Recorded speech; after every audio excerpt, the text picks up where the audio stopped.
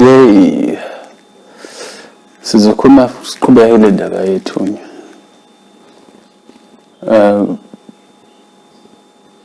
Kodwa into engizofuna ukukhuluma namhlanje is going to be a bit more universal, so we're going to throw in a lot of English. You must understand that this English also is a term referring to English where you have angels, where angels are your what you call angelic beings. So this language is the language of the angels, the angels. Those in particular, who are your star children. If you've heard about star children, now you must remember that we've had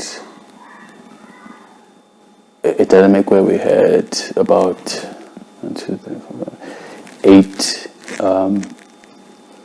manifestations of the star children, the 8 groups, I would say it. You know this very well, but you probably don't recognize them. Now, these 8 groups of star children who are angelic beings who had fallen, and the term being, are the same ones who have established the 5 kingdoms against umuntu. I've made some videos about imibuso emelene nomuntu. You should check that out. Specifically, if you understand the Ngunita, it's very important to know about these 5 kingdoms. Now, we had the first and the second and the third star children coming in the, what you call it, dark ages. One would look back, being the first one under Azazel. If you recall, you had sun worship. So there was a 1-pointed star. And then you had 2-pointed star system, which was under Ashtaroth. So that group where Ashtaroth it took a very small part, because Ashtaroth, as he was a very prideful guy. So as much as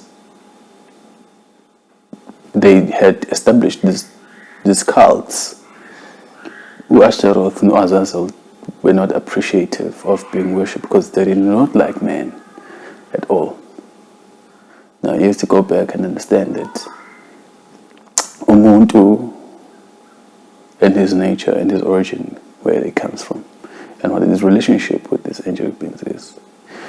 But then it came to pass that we had a 3-pointed star system, where you have your witches, if you remember. Your witches in England, that coven of Melanie, yeah. The Druids, the Stonehenge people, all the witchcraft that was going on in Europe. So there was the resurgence of this white race. And then after that, you had what was it before? So you had 3-pointed star of your witches. And then you had your 8-pointed star and your 6-pointed star going on at the same time. If you remember the 8-pointed star, the double square of the Arabs, and you have your double triangle of the Jews. Both cults operating under 2 different groups, okay, operating at the same time, where now you started to find this battle between one of them wanting to be the god. Now if you look at the text, especially in the Angel, the Bible, you find that the Jehovah there, the six-pointed star person takes so many different forms. There's so many different people in the same book. So the guy with the 6 points tried to assimilate and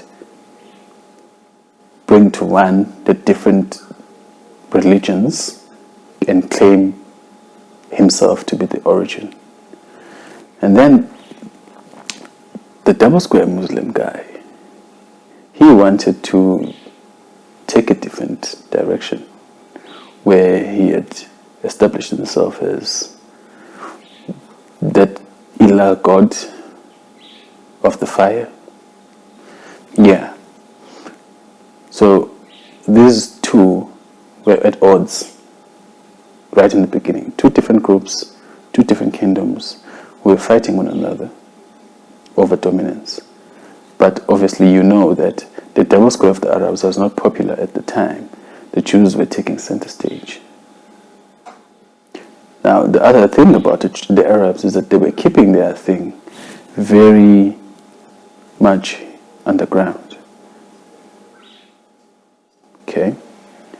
And the double square people of the Arabs had a very busy thing with magics. The magicians, the same time with the Jews. So the magicians of the six-pointed star and the magicians of the eight-pointed stars manifested themselves around the same time, which is basically after the fall of the Roman Empire. Yeah. Then now you go back to the fact that after these two, you start to get the four-pointed star, which is your cross.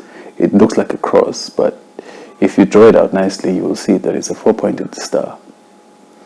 This new group, the group of the angelic being called the Christ, yeah, so they came after this. And you see they're still in progression now, but if you're looking at the progressions, you will realize that they are being taken out of prominence by the five-pointed star people, which are your Satanists. Some say it's a Luciferian cult. So this is a five-pointed star, children. Alright? You will notice that I haven't mentioned the seven-pointed star people so far. So this group under the seven-pointed star are the ones to watch out for, because they have worked so hard to keep themselves undetectable. Okay? Let's recap. You have one-pointed star, two-pointed star, three-pointed star, four-pointed star, five-pointed star, six-pointed star, the seven-pointed star that you don't know, and then you have the eight-pointed star. These are your star children. These are the different groups that they have set up. These are the different groups that generate energy for them. Because remember, if you remember some of my videos when I talk about worship and religion and what it means for you, if you are going into these religions and you're making these prayers and exaltations and you're making sacrifices under these different star systems, you are basically generating energy for them. That's why they make it a point to show all these stars wherever they have their churches and synagogues and mosques, so that you know, it basically, these shapes are like magic squares where they take energy and send it somewhere. There are doorways. You go there, you sing your praises, you're generating energy. It gets transferred through the cross to whoever is responsible on the other side.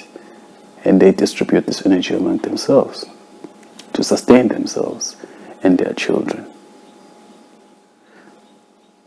So understand, when we say is Tunya.